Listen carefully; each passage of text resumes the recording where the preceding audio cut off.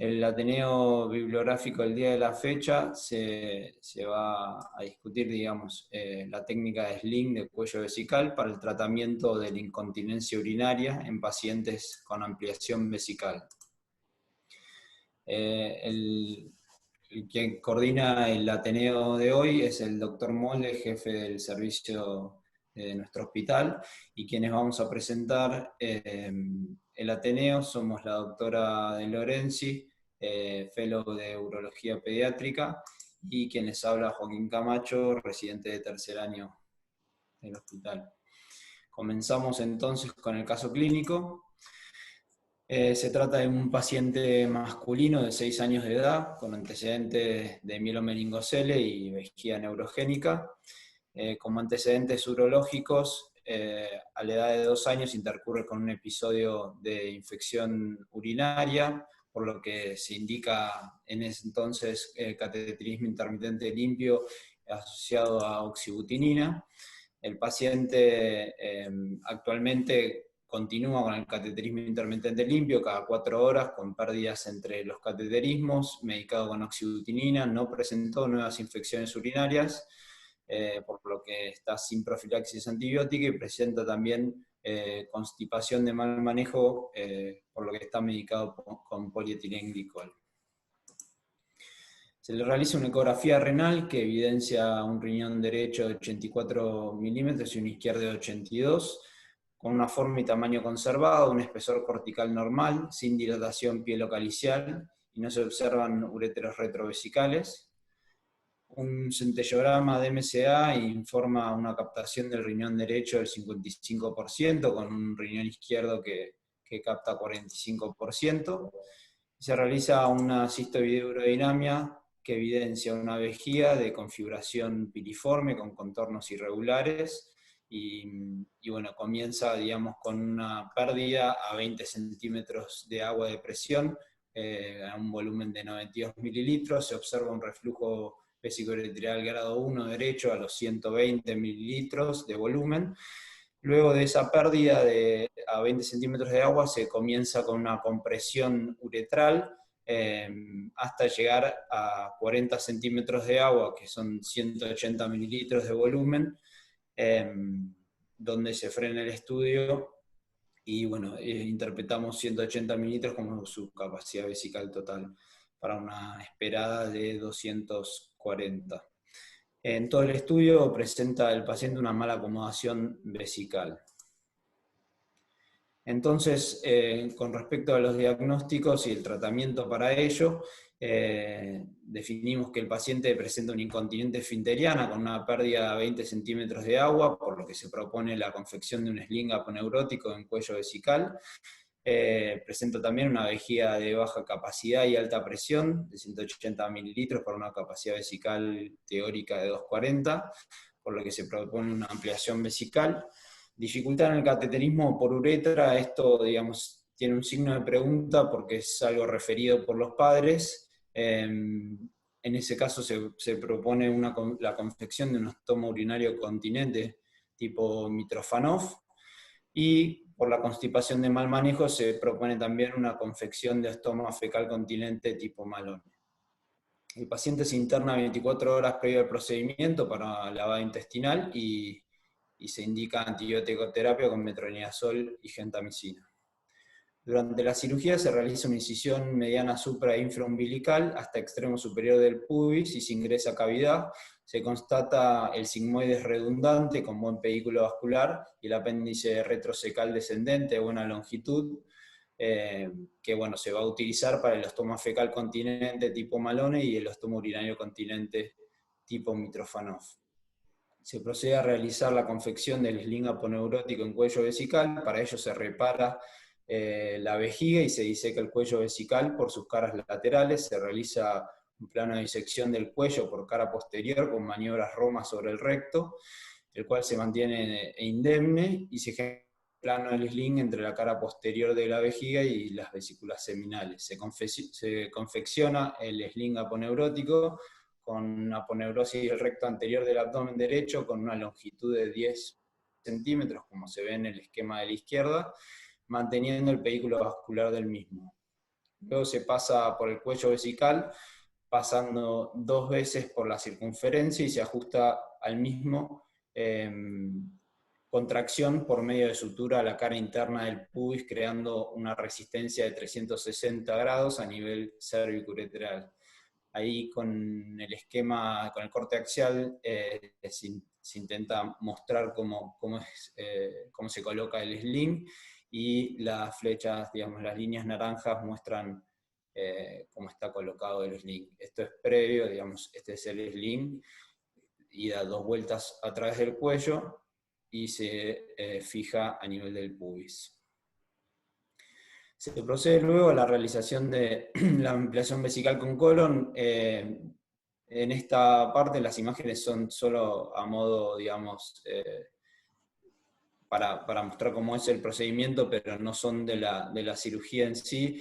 Se realiza apertura lateral vesical, dejando la válvula anterior amplia para posterior confección de ostomo urinario. Se observan ambos meatos bien ubicados y libres, y se realiza la ampliación vesical con parche sigmoideo, con una configuración antero-posterior, constatando obviamente buena vascularización del segmento utilizado.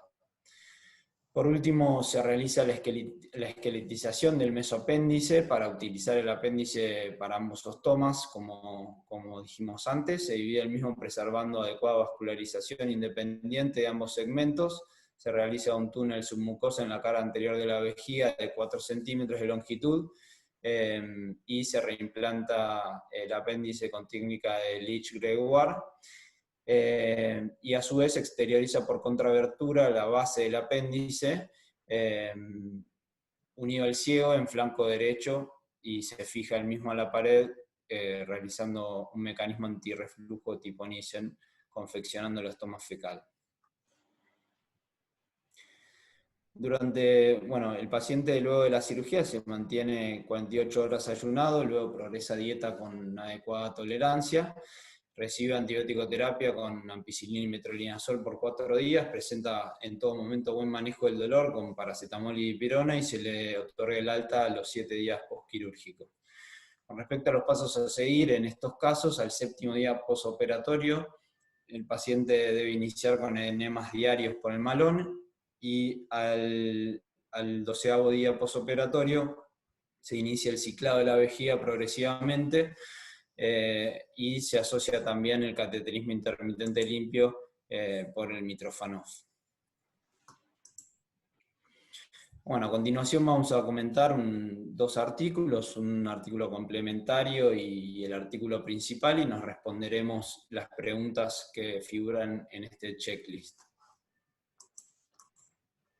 Con respecto al artículo complementario, se trata de un artículo que se publicó en el Journal of Pediatric Urology en el 2019, que habla sobre el seguimiento a largo plazo en los procedimientos vesicales en niños con vejiga neurogénica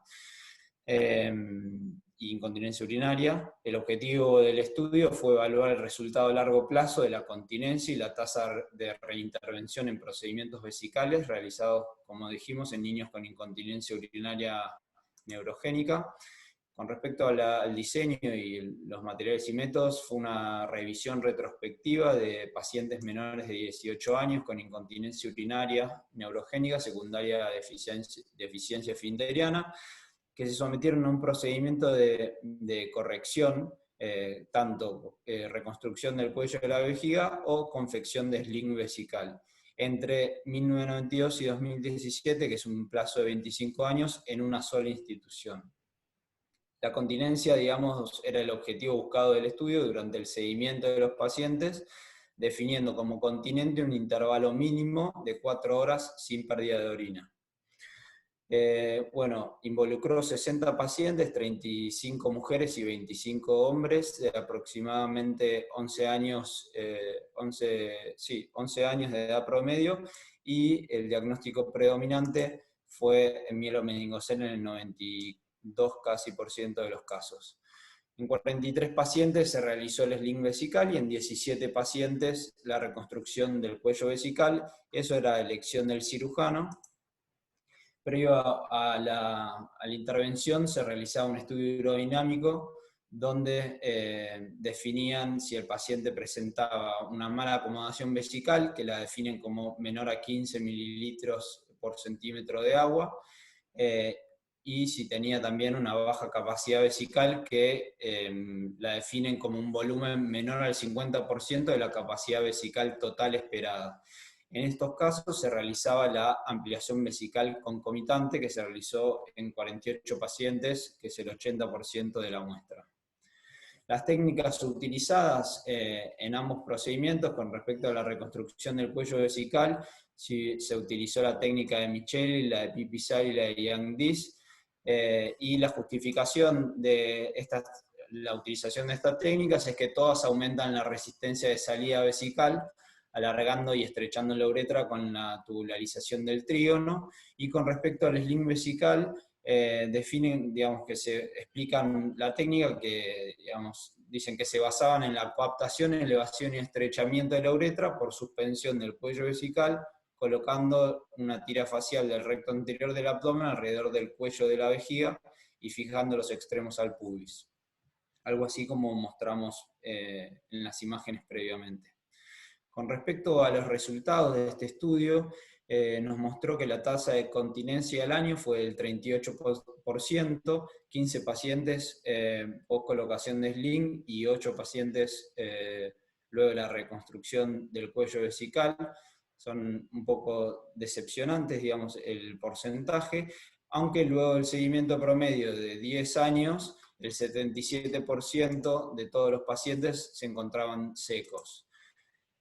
También define que 25 pacientes, que es un 42%, requirieron una o más reintervenciones, como reconfección del primer procedimiento realizado, o hubo otro tipo de procedimiento, como inyección de sustancia de abultamiento, ampliación vesical y cierre del cuello vesical. Algunas limitaciones de este estudio es que es un diseño que tiene un diseño retrospectivo y es de un solo centro, que no se evaluaron los datos de los estudios urodinámicos posteriores al procedimiento debido a que el foco estuvo en la continencia urinaria y en segundo lugar en las reintervenciones y complicaciones, y a su vez que el número de pacientes fue demasiado pequeño para investigar en detalle las diferencias en técnicas quirúrgicas.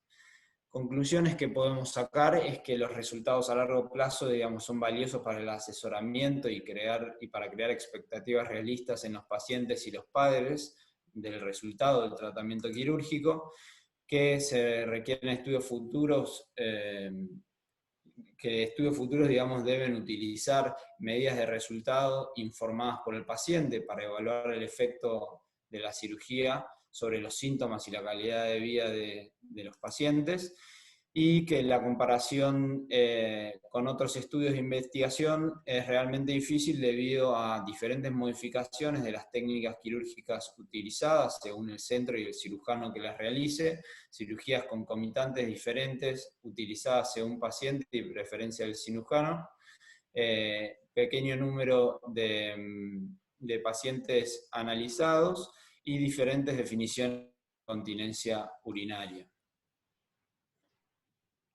El artículo principal fue publicado. Se escucha un poco bajo, Cristal. ¿Ahí? ¿Se escucha mejor? Sí. Ahí un poco mejor, sí. Bien. Entonces, el artículo principal fue publicado en el Journal of Urology en el año 2005 en Miami, y habla del seguimiento a largo plazo de pacientes con vejiga neurogénica y con ampliación vesical y colocación de un sling. Poneme la siguiente.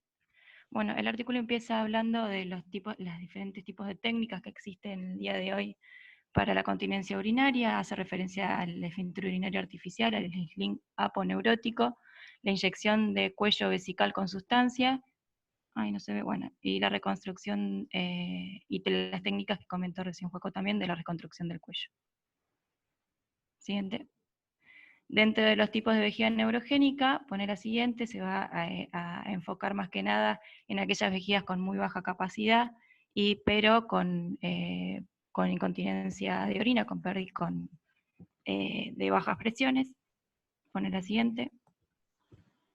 Y el estudio se centra desde julio de 1991 al 2003, en donde se realizaron 147 ampliaciones de vejigas.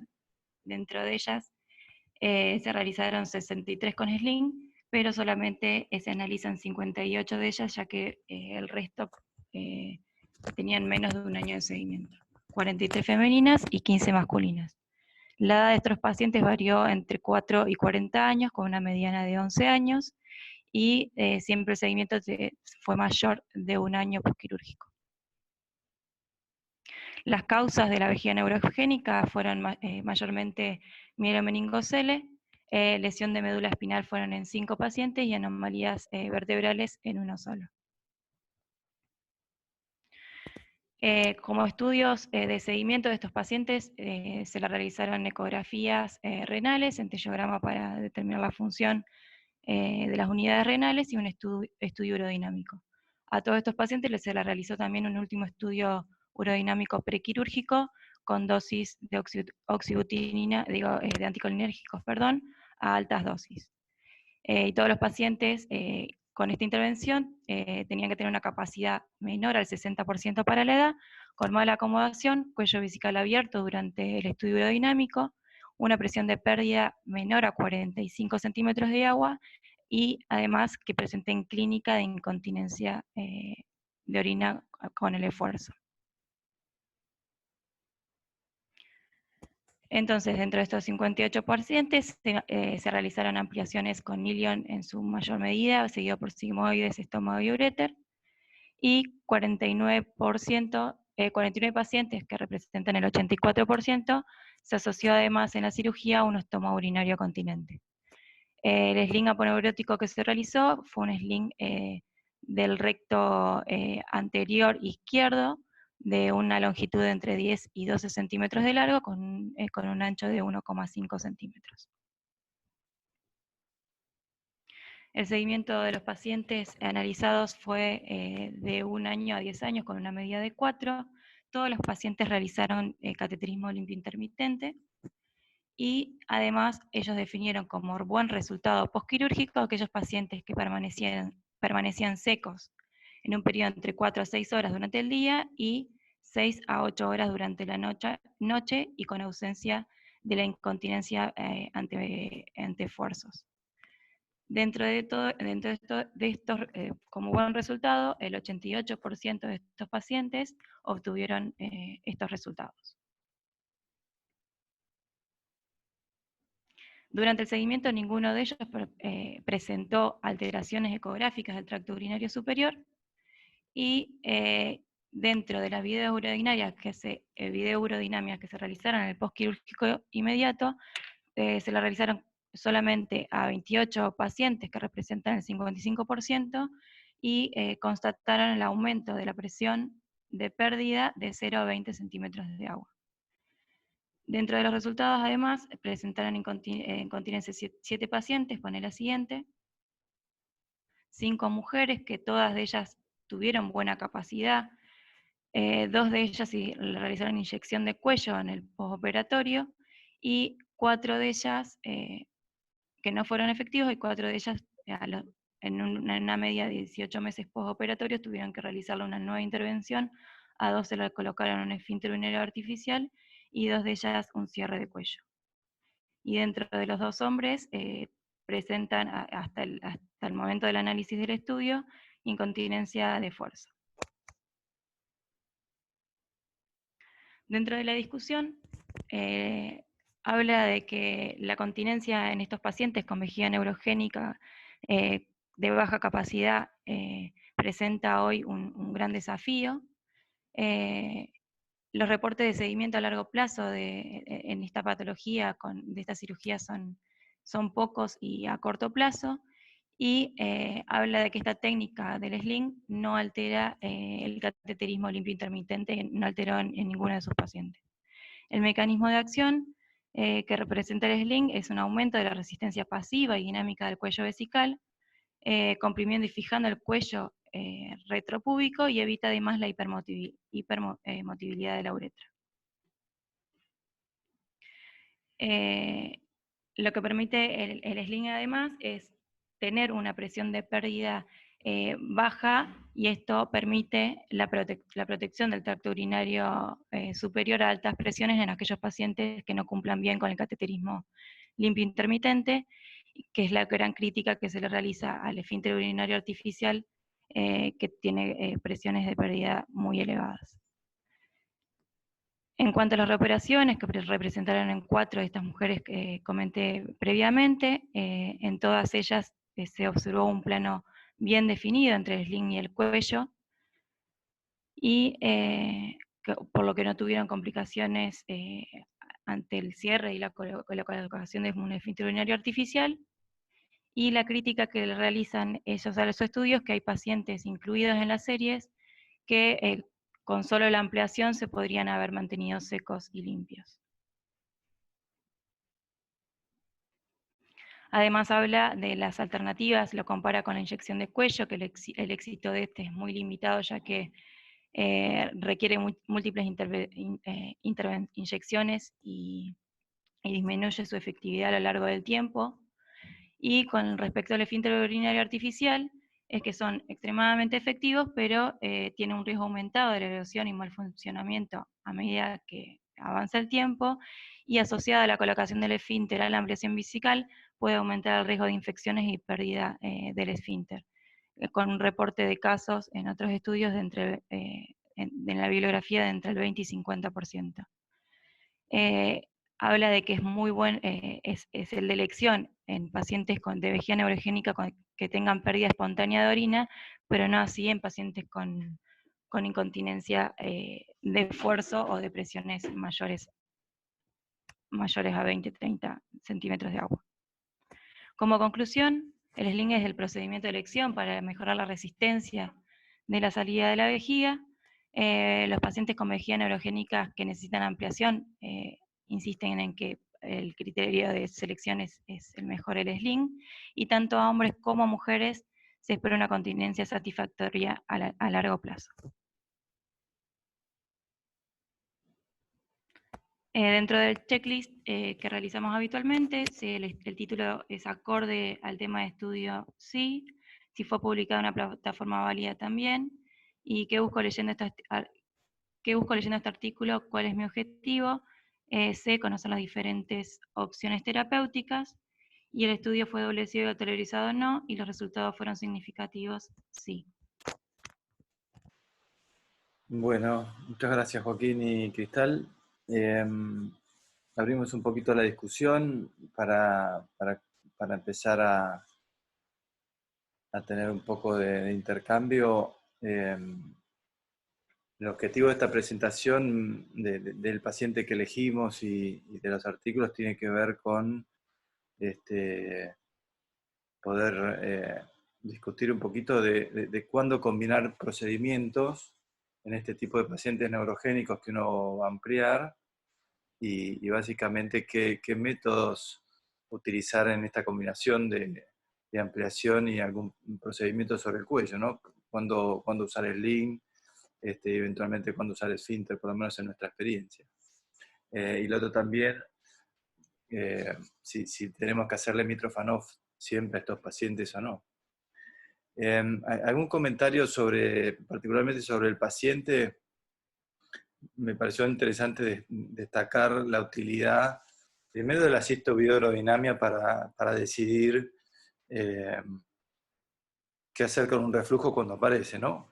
Y entonces la cistobioaerodinamia versus el estudio aerodinámico para poder tomar esa decisión certera. Este chico tenía un reflujo de bajo grado, por supuesto, pero que aparecía a menos de 20 centímetros de agua. Entonces, sin duda con un estudio aerodinámico solo, uno podría haber planteado reimplantarle el uréter en la cirugía o eventualmente hacer una inyección de sustancia, pero al saber que el chico está refluyendo a bajas presiones, la decisión fue no trabajar sobre ese reflujo, ya que en cuanto uno le hace una ampliación vesical y le baja la presión por debajo de 20, que esa es la expectativa con este paciente, ese reflujo iba a desaparecer automáticamente.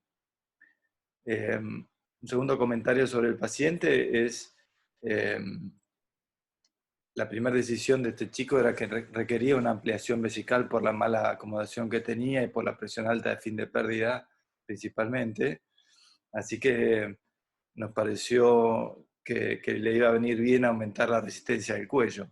Y no parecía un paciente candidato a un esfínter, sino más como para un sling, que bueno, veremos cuánta presión le aumentamos a ese cuello, ¿no? A esa resistencia. Pero nos pareció una excelente opción para este tipo de pacientes. El otro comentario del paciente tiene que ver con el Mitrofanov, si hacérselo o no, en un paciente que teóricamente se cateteriza bien por la uretra, ¿no?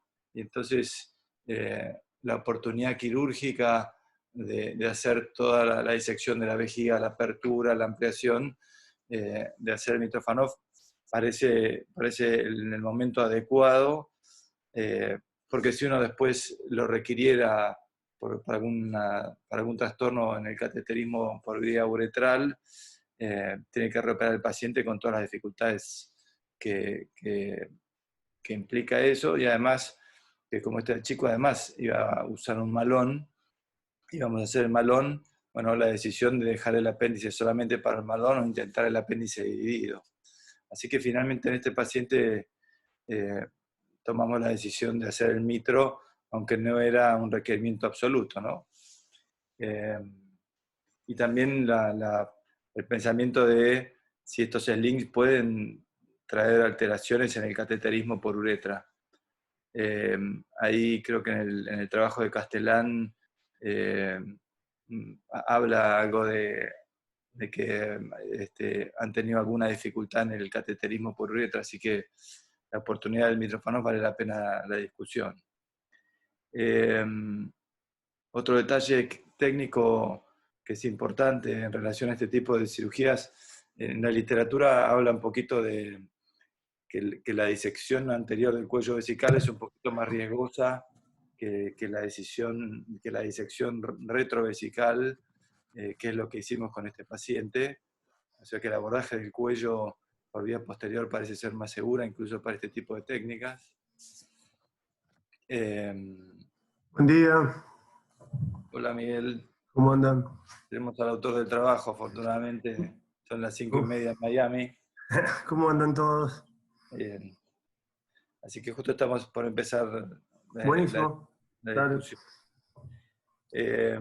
Y en el último comentario en relación al paciente es la planificación de la apertura de la vejiga cuando uno decide hacer un Mitrofanov, que hacemos una apertura lateral para dejar la cara anterior de la vejiga libre para recibir el Mitrofanov. Así que si alguien tiene algún comentario, si no sigo hablando.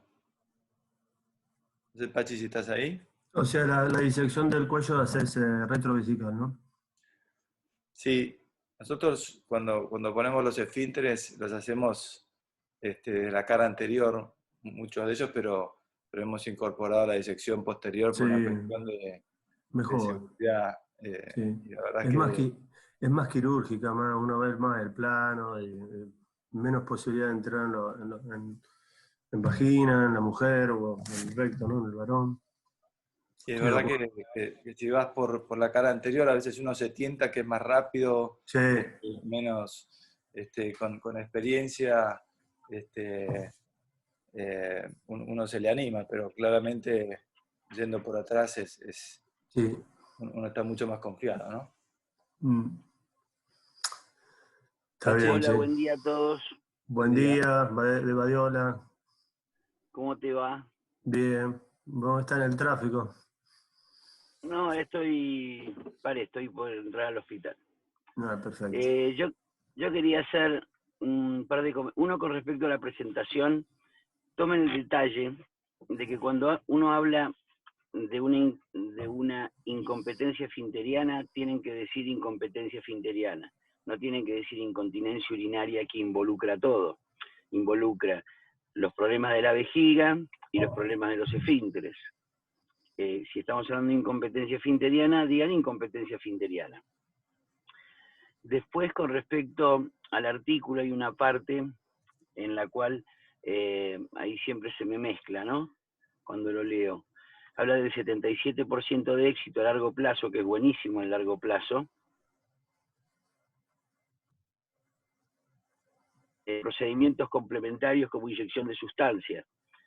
Entonces, no sé si el 77% es un éxito absoluto del SLIM o es el éxito del SLIM más haber agregado algún tratamiento complementario después de la colocación del SLIM. Con lo cual, tendríamos que sacar los que fueron competentes esfinterianos o que se les aumentó la resistencia que les sirvió después de haber hecho algún otro procedimiento después del SLIM. Y después ahí Cristal dijo algo que yo no estoy de acuerdo, por lo menos no es lo que nos pasó a nosotros, que lo que se le critica al esfínter artificial es que tiene altas presiones de pérdida. Si nosotros evaluamos nuestros 350 esfínteres pasados los 2 años, ninguno tiene alta presión de pérdida. Es más, a veces uno dice, ¿por qué si perdía con tanto y no perdió líquido, por qué le bajó la presión de pérdida a una presión que sigue siendo competente, pero no tiene altas presiones de pérdida, como dice el papelito, que puede elevar más de 50 centímetros de agua o 60 centímetros de agua? Esa crítica no la escuché nunca, ¿sí? Y por otro lado, creo que vista la bibliografía actual, el éxito en aumentar la resistencia esfinteriana que da el esfínter artificial no lo da ningún otro método. Y después también se dijo que las fallas del esfínter artificial pueden ser, que suelen ser por un problema en el mecanismo. A nosotros no nos pasó eso, no fueron problemas del mecanismo. Habitualmente cuando la falla vino por el lado de la prótesis, fueron por ruptura del balón o por ruptura de la bomba, que eso no es una falla de la prótesis. La falla de la prótesis es cuando la prótesis entra a funcionar mal, ¿sí? Y por supuesto que tenemos erosiones y por eso es más de la técnica quirúrgica. Esas son las cosas que saqué, digamos, como para sumar al comentario.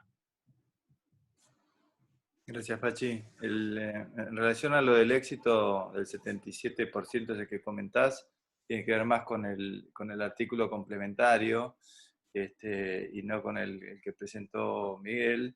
Y parte de lo que dice el artículo de Miguel es justamente que quizás hay pacientes que se podrían haber resuelto solamente con la ampliación. Que quizás hubo algún paciente que no hubiera necesitado el sling, pero que ante la oportunidad quirúrgica lo hicieron. Y me parece que es un pensamiento válido y que hay que incorporarlo en estos pacientes donde la presión es medianamente aceptable. Hay que arrancar también, Juan, que estos pacientes, yo no sé dónde están en la discusión, si ya, pero primero, en lo que es el diagnóstico de estos pacientes a veces no es fácil, aunque uno, está claro que hay pacientes que tienen baja presión de pérdida y la capacidad parece buena, en eso generalmente lo que hacemos con un esfínter. Después está el que es medio gris, poco el paciente que estamos discutiendo, que es un paciente que tiene la capacidad vesical mala, es una capacidad mala compliant, o sea, necesita una ampliación, pero aparte de eso, para impresiona una presión de pérdida baja. Digo impresiona porque a veces está claro también, pero a veces está en el límite y uno está ahí, digo, hago una ampliación o hago, ya que estoy ahí, le hago un sling. En el caso del que estamos nosotros, está gris y está incluido en este grupo. ¿Por qué? Porque a veces volver a ese cuello después de haber hecho la ampliación ya no es lo mismo, ¿no? Un poco todos sabemos. Entonces, el sling, el que fue, por ejemplo, el trabajo que se podría también comparar, porque es diferente, es el que hizo Snow, que hacía sling sin ampliación, el cual en la primera publicación les parecía que iba fantástico, pero muchos de esos pacientes, por supuesto, como pasa siempre cuando uno aumenta la presión del cuello, te deteriora la vejiga. O sea, la primera grupo, o sea que el sling no es como nada que ver con el esfínter, o sea, no hay duda que el esfínter es mucho mejor en la presión de pérdida del sling, cuando nosotros lo medimos, y esto fue hace tiempo, lo cual no es fácil, se sumaba de la presión de pérdida como 10 centímetros de agua, o sea, no es nada que ver con lo que es. O sea que el sling es un componente que te aumenta un poco más la presión de pérdida, te podría en teoría la presión de estrés, porque sube un poco el cuello, entonces a lo mejor cuando los pacientes se mueven, pero es un paciente que generalmente de la manera que lo usamos, su mayoría es muy raro que hayamos hecho sling sin ampliación, o sea, estamos usando en ese tipo de paciente. El paciente que tiene una buena capacidad o impresiona buena, hacemos esfínter nada más. Miguel, ¿sabés lo que me parece bueno, digamos, de el sling por si acaso? Sí. Más allá de la dificultad diagnóstica, que es verdad, Sí. es verdad, y habría que hacerle algo, es que estos pacientes son neurogénicos, uno si puede elegir la edad cuando los operes alrededor de los 6 años, ¿sí? Sí. Y por ahí tiene una buena competencia esfinteriana. Le haces una ampliación, el chico es una médula anclada, denerva el esfínter, y después le tenés que ir a hacer un sling o poner un esfínter, un chico ya operado con una ampliación. Exacto, Entonces, sí. como se ponen a edad temprana, el por si acaso es porque hay posibilidades de que hagan médula anclada y que se denerven. Entonces esa me parece buena oportunidad. Que no sé si a un denervado un sling le va a ser suficiente. Probablemente con una ampliación, sí. Nosotros, una de las conclusiones que sacamos en los pacientes ampliados, algunos lo hicimos, 30 lo hicimos combinado con esfínter y otro grupo no. En los que no le pusimos esfínter, vimos que en algunos pacientes, si tienen más de 25 centímetros de agua de presión y una ampliación, no pierden. Es decir, que nos sorprendió los 25. Sí. Y después conversando en alguna mesa redonda con la gente del Boston Children's, ellos tenían un estudio más serio que el nuestro y demostraron también el mismo número, 25 centímetros de agua. Pero si ese se denerva, creo que el sling le viene bien. Lo que no sé es que cuando se denervan, pierden a menos de 10 habitualmente los pacientes, entran a perder todo. Entonces no sé si un sling le es suficiente. Sí, después influye mucho el paciente, hay pacientes que son súper activos y pasan de lado a lado, entonces puede que ese paciente también tenga un poco de componente de estrés que lo va a afectar y otro la verdad que no. Y un mínimo si es que, o sea, también hemos bajado, no sé qué le pasa a ustedes capaz que la población de ustedes no, pero hemos bajado, ya lo he dicho en otras veces, la cantidad de ampliaciones que hacíamos con las que hacemos. Cada vez ahora, antes solíamos ampliar y ahora creo que el mejor manejo, nosotros primero no tenemos tanto mielongocele como puede haber en Argentina. Segundo, el manejo temprano no hay duda que beneficia. Tercero, la menor cantidad de derivación urinaria inicial, que antes por ahí uno hacía una vesicostomía siempre, y después entonces cuando lo desderivaba ya uno decía, bueno, no está seguro. Ya hay una cantidad de factores por lo cual las ampliaciones nuestras han bajado considerablemente, la cantidad que hacíamos a las que hacemos. Ese es otro tema. Hay grupos de población que antes por ahí, yo me acuerdo que incluíamos algunas válvulas de uretra posterior, hoy en día es muy raro que hagamos una válvula de uretra posterior a ampliación, ya directamente siempre se espera. O sea, hay una gran cantidad de pacientes que hemos bajado un montón la cantidad de ampliaciones, en comparación con lo que decíamos también. Ese es otro tema para hacer. Pero dentro de todo el sling es algo que es un seguimiento, uno ya está ahí en el cuello, le agrega la disección del cuello. Se puede hacer con fascia de recto, en el cual me acuerdo tuvimos 2 pacientes, y eso es verdad, la fascia de recto en el paciente mielomongocele, hay que tener cuidado que es medio gordito, porque es una falta de la musculatura, y 2 pacientes la herida se abrió, porque el cierre, si es gordito, se te puede complicar. En algunos usamos como el SIS de 4 para hacer el sling, el cual ya directamente lo unís ahí y ya no tenés que hacer hay otro que es el de fascia cadavérica también, se puede usar. Pero el de fascia de recto se puede usar muy bien, lo único que hay que tener un poquito de cuidado en el cierre si es un paciente gordito, es el único por ahí complicación. y solemos subirlo a un mitrofano, con lo cual le terminamos siendo el combo completo casi. Así que bueno, hay varios temas interesantes. El tema del mitrofano para mí también es interesante, porque sobre todo cada vez con más visto a la distancia, cuántos empiezan a tener algunos problemas, el del ombligo, el de la zona de recto, pero bueno, ese es otro tema. ¿Algún comentario en relación a lo que dijiste, Miguel? Nosotros también estamos viendo claramente menos ampliaciones, creo que eso pasó a nivel mundial, pero porque aprendimos un poco más y aprendimos un mejor manejo, así que Sí, claramente creo que sí, la indicación sí. de la ampliación ahora es mucho más precisa de lo que era antes. Y un manejo general, Juan, porque antes sí, un paciente venía a Miro Mingosel y ya cuando llegaba, vos lo veías un montón de infecciones, la vejiga un desastre, ya ves. Entonces, bueno, ese paciente hoy en día es todo, se ha entendido temprano, ¿no? El manejo de la vejiga. Algo que me pareció interesante también del artículo era la mención de las reoperaciones sobre los slings, que encontraron, hablaban ahí de 4 pacientes, y que en un paciente directamente no habían encontrado restos de la fascia, pero en los otros 3 como que el plano entre el sling y el cuello vesical Sí, estaba bien definido, o sea que si haces un sling, entiendo, por lo menos son pocos pacientes, ¿no? Pero que no es sería...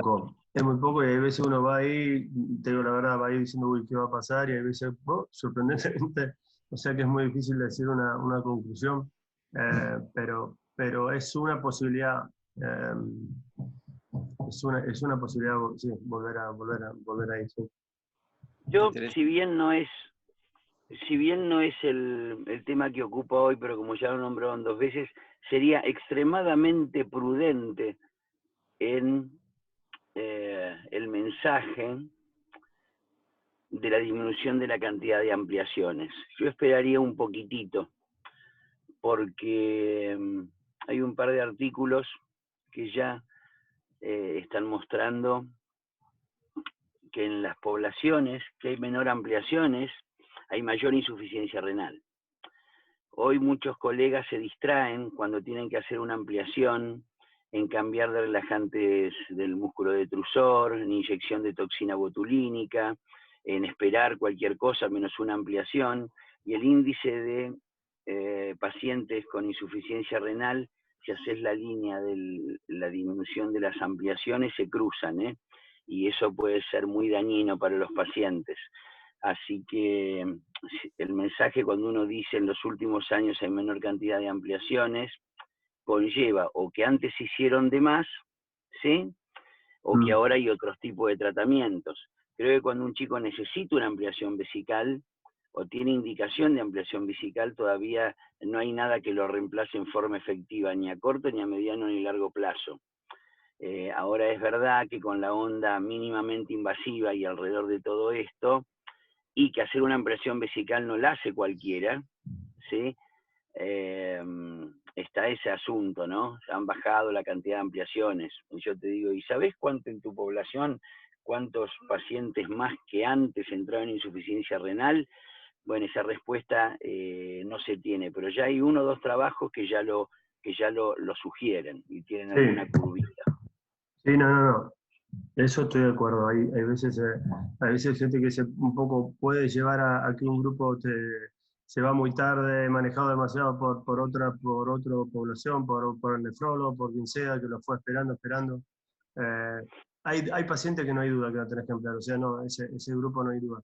Pero indudablemente, de lo que yo me acuerdo del manejo de antes, la indicación de ampliación es mucho más, esperamos algunos pacientes un poco más. Por supuesto, si lo podés seguir de cerca, no estamos hablando del paciente que vos lo estás siguiendo. Hay otro que un poco se perdió, viene, bueno, pero el paciente que uno lo va siguiendo. Y creo que también, yo me acuerdo al principio había mucho que desderivamos, y hoy cada día hay menos vesicostomías. Dice, el paciente vejiga neurogénica, ya le habían impuesto una vesicostomía, antes no había duda, lo ampliamos y ya. Hoy creo que también este grupo, tuve un par que lo que hice fue cerrar vesicostomía, ponerle un mitrofano, y él mismo le hice Botox y un poco esperar a ver qué va pasando con ese paciente, el que tenía vesicostomía con vejiga neurogénica. Y uno lo fui ampliando, otro no. O sea, es un grupo que yo creo que antes empecé mucho más rápido la ampliación. O sea, que es un poquito llevado al paciente que uno va siguiendo. Hay otro que es verdad. Hay pacientes que no hay duda, uno lo ve y dice, no, ya, me está deteriorando el riñón o lo que sea, o la vejiga, la vejiga neurodenamia no hay nada que hacer. Bueno, hay varios temas, ¿no? por lo cual hacer la ampliación, ¿no? Por supuesto, la incontinencia a una edad y demás. En relación al Botox, no sé si han hablado, yo uso, pero no soy un súper loco, y me ha pasado un par de veces un paciente que le puse un Botox, hay uno que le puso como 4 o 5 veces y al final el paciente me dice, basta, ya al final lo terminé ampliando porque ya empezó un poquito, entre que siempre era cada vez más cerca. Estaba hablando de vejiga neurogénica, ¿no? Hay una vejiga neurogénica en el cual tenía una capacidad ahí, y con el Botox, yo le ponía el Botox, andaba bien 3, 5, 6 meses, otra vez. Un poquito un riñón se me empezó a poner dilatado en un lado, y ahí terminé ampliándolo, lo cual hay veces es el tema con el Botox, qué pasa en el largo plazo de estos pacientes, ¿no? Son pacientes jóvenes que uno, en teoría, tendría que estar muy cerca, haciéndolo de nuevo. Pero es una opción, por supuesto, ¿no? Es una opción en algunos pacientes que ya tienen la vejiga dañada, no va a funcionar. O sea, más que todo cuando la compliance está mala, el Botox es muy difícil. Cuando tiene contracciones no inhibidas puede mejorar, pero cuando la compliance ya es una compliance muy mala, ya es muy difícil que funcione. Sí, en nuestra experiencia con el Botox nos ha servido mucho más como utilidad diagnóstica que como terapéutica, digamos. En ese paciente que no sabe si la ampliación es la indicación precisa, el Botox puede aparecer como una utilidad diagnóstica. Probás, el paciente mejora y después lo ampliás, más que como tratamiento indefinido, ¿no? Están los que son fanáticos del Botox y los inyectan 10 veces, 12 veces. La verdad que no es nuestra experiencia, ni creemos que es lo que corresponde, pero creo que hay un lugar, especialmente cuando uno tiene dudas si ampliar o no la inyección del Botox. Me parece que te da algo de información extra. Sí, sí. Una opción irreversible, ¿no? Por otro lado, en la mezcla esta de tratamientos para los distintos defectos de la incontinencia urinaria, ya 2 veces escuché en distintos ámbitos que, bueno, si tenés una vejiga neurogénica, que es muy dudoso si tiene que recibir una ampliación o no, pero como el seguimiento es dificultoso, bueno, mejor ampliarlo. Si el seguimiento es dificultoso, lo que no hay que hacer es una ampliación vesical, porque las complicaciones de la ampliación vesical de pacientes mal seguidos son muy, muy terribles, joroban mucho al paciente, inclusive lo pueden matar. Sí. Absolutamente. No hay duda. Ahí Daniel Carauni pregunta cuál es la edad óptima para proponer, entiendo yo, una ampliación y un sling eventualmente, ¿no? Bueno, hay diferentes, como habíamos dicho, hay diferentes indicaciones, digamos. Si estamos hablando de un paciente que viene todo bien y estamos hablando puro de incontinencia, es diferente si es un paciente que uno lo viene siguiendo, en el cual generalmente uno viene ya hablando con la familia, con él, bueno, vamos a esperar hasta los 5, hasta los 6. En verdad no hay un apuro, pero es una edad que se pone con la idea de que empezar a lograr continencia, con la idea de que 2 o 3 años va a tener que ayudar, o 3, o va a tener que ayudar a la familia en lo que es cateterismo y demás, y probablemente después ya sea independiente. Es una edad que no se suele empujar, o sea, uno va hablando y hay pacientes que no están listos y uno va esperando más. Siempre hablando de lo que es incontinencia, ¿no? Es importante lo que había dicho Pachi, es algo de familia, que tiene que haber un mecanismo para estar seguro que entiendan que ahora el paciente ya, porque la incontinencia es mala, pero también es muy, muy cómoda, ¿no? El paciente no hace infecciones, no hace nada. Entonces ahora, cuando de repente le hacemos una ampliación y probablemente si le damos un poquito más de resistencia al cuello, ahora es diferente, va a empezar a depender. O sea, ese es lo que en este grupo de pacientes, estar seguro que estén bien, entiendan bien lo que se viene de ahora en más. Por supuesto que es algo positivo, pero... Lo que se viene. Lo que se viene. Después la otra sería el paciente que uno lo va siguiendo y se empezó a deteriorar. Ya ese es un paciente que ya, por ahí hay veces la decisión de hacer algo es temprana y está la duda si hacer una ampliación temprana o si hacer una derivación hasta llegar a esa edad. Y yo creo que ahí también haría una división, y es el paciente que vos agarrás desde recién nacido. Entonces, empezás a conocer la vejiga desde el comienzo y ya vas preparando el terreno para decir digamos, si el chico aguanta bien, que más o menos a los 5 años, antes de que entre a la primaria, le proponés que el chico deje los pañales. Así que un poco, Daniel, esa es nuestra respuesta. Antes de que el chico entre a primer grado, el chico tiene que entrar en lo posible sin pañal. Pero todos nosotros seguramente tenemos pacientes que te llegan a los 10 años, no lo conocés, viene tratado de otro lado, y proponerle a ese chico estas cirugías grandes, a veces necesita más tiempo para entender todo esto que dice Miguel de lo que se le viene, y entonces quizás lo demorás. Es diferente. En el Acá paciente... dentro de lo... Perdón, Juan, que te corté, pero acá dentro de lo malo que tiene la medicina, acá, la parte buena, la parte social está muy bien. O sea, acá por ley los colegios públicos, bueno, capaz que allá también, yo no lo sé, pero acá por ley los colegios públicos tiene una enfermera y le hacen cateterismo, lo cual nos viene muy bien, porque suele hacer el cateterismo la mamá a la mañana y después se hacen 2 cateterismos en el colegio y después vuelven en el colegio.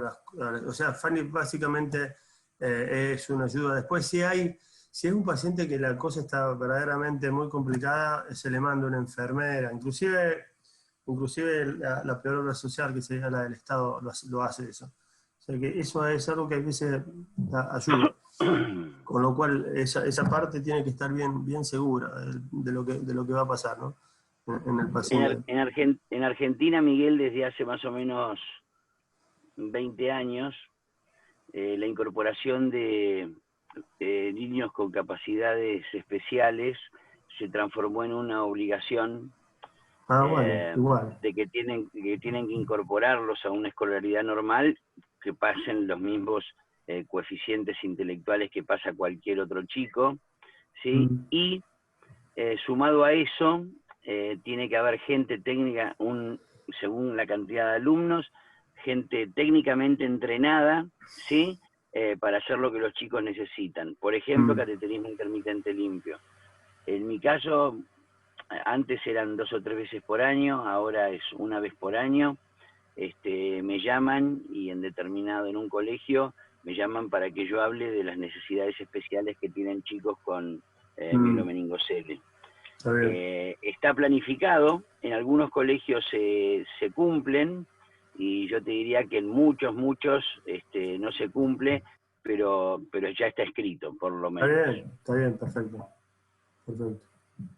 Y, como dato también a lo que decía Daniel, la toma de la decisión, desde lo teórico, nosotros lo encaramos en esa edad, ¿no? Antes de que el chiquito entre a primaria está resuelto, pero si la familia no puede ir a hacer cateterismo, si el colegio no es como cuenta Pachi, digamos, son todos detalles que suman o restan para la decisión de ampliarlo y poner un sling y que el paciente entre en cateterismo intermitente. Así que el detalle de que más o menos el promedio de nuestros pacientes que hacen autocateterismo tienen más o menos 9 años. Entonces hay veces que uno tiene que esperar ese momento como para que el paciente pueda hacerse cargo de sí mismo, porque la familia no puede ir al colegio a hacer el cateterismo. Entonces son todas ítems que suman al momento de la cirugía definitiva, ¿no? Cuando uno amplía a un paciente, como dijo Pachi antes, tiene que estar seguro que ese paciente va a estar más cuidado que nunca. Entonces, si uno no le puede asegurar el cuidado, lo que no hay que hacer es ampliarlo y poner una resistencia en el cuello, ni nada de eso, ¿no?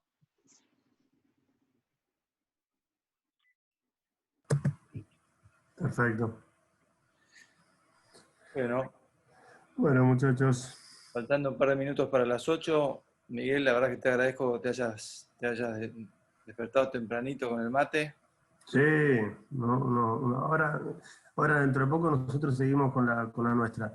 No, un gran abrazo a todos, para mí un gusto y siempre que, yo creo que ya lo saben, lo he dicho muchas veces, no te digo que es una responsabilidad, pero lo siento porque al italiano yo le debo mucho, sé que siempre que necesiten algo, va, y aparte yo también aprendo, o sea que cada tanto nos podemos quedar y nos reunimos y en temas diferentes, ¿sí? Así que un gran abrazo a todos y que lo pasen bien.